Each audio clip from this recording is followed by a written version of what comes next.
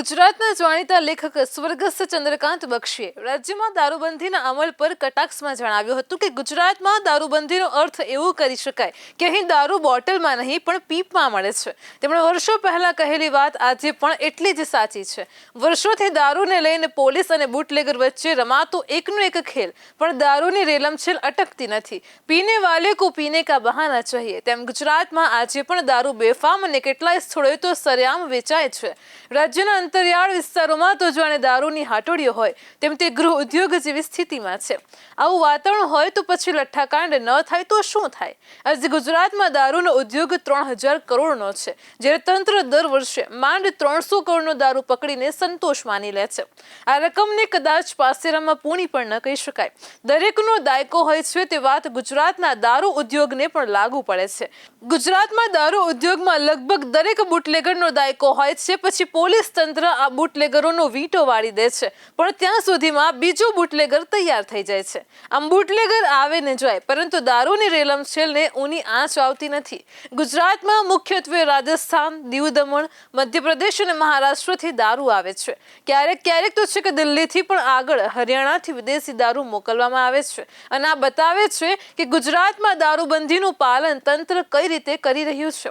વાસ્તવમાં દારૂબંધીને તંત્રએ તેની કાળી કમાણીનો સ્ત્રોત બનાવ્યો છે। દરેક સંજોગોમાં દારૂના હપ્તા ચાલુ જ રહે છે। ગુજરાત રાજ્ય બન્યું ત્યારથી જ મહાત્મા ગાંધીની કર્મભૂમિ તરીકે ગણાવીને દારૂ ઉપર પ્રતિબંધ મૂકવામાં આવ્યો છે। સરકાર પોતે નશાબંધી વિભાગ ચલાવે છે અને તે કેટલાય અભિયાન પણ હાથ ધરે છે, તો દારૂની કુટેવમાંથી મુક્ત કરવા વ્યસન મુક્તિ કેન્દ્રો પણ ચલાવાય છે।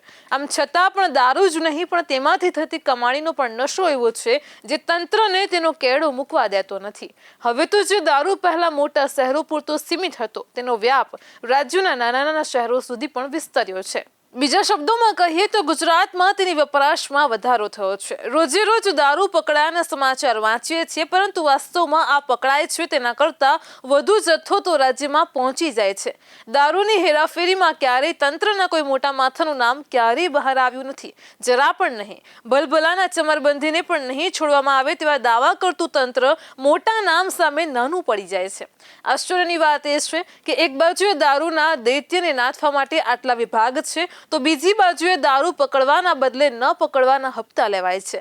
આમ ખાડે ડૂચા અને દરવાજા મોકળા જેવી સ્થિતિ ગુજરાતમાં છે। તો દરરોજ આ જ દારૂ પીને કેટલાય લોકો રસ્તા ચાલનારાઓને કે રસ્તે વાહન ચલાવનારાઓને ઉડાવી દે છે। તાજેતરમાં જ ગાંધીનગરમાં સવારના ઓફિસ ટાઈમમાં દારૂ પીને વાહન ચલાવનારાએ 2 વ્યક્તિઓને ઉડાવી દીધા। હવે જો દારૂબંધી હોય તો આ ભાઈ પાસે દારૂ આવ્યો ક્યાંથી? શું તેણે કોઈ લાયસન્સ લીધું હતું? તેણે દારૂ ક્યાંથી મેળવ્યો અને ક્યાં પીધો? તે બધા સવાલોના જવાબ આવ્યા નથી। આ ઘટના બતાવે છે કે દારૂ પીને ગાડીથી ઉડાવનારા સામે કાર્યવાહી કરવામાં આવી, પરંતુ તેને દારૂ પૂરો પાડનારા સામે કોઈ કાર્યવાહી કરાઈ નથી। પોલીસ પાસે બુટલેગરોની યાદી છે, તેના ઉપર ઇનામો જાહેર કરાય છે, પોલીસ તેને શોધી પણ રહી છે, આમ છતાં પણ હજુ તે પકડમાં આવતા નથી। આશ્ચર્યની વાત તો એ છે કે જો સમાચાર માધ્યમો પાસે તેની બધી વિગતો આવતી હોય તો પોલીસ તેની પાસે બધું જ હોવા છતાં પગલાં કેમ લેતી નથી?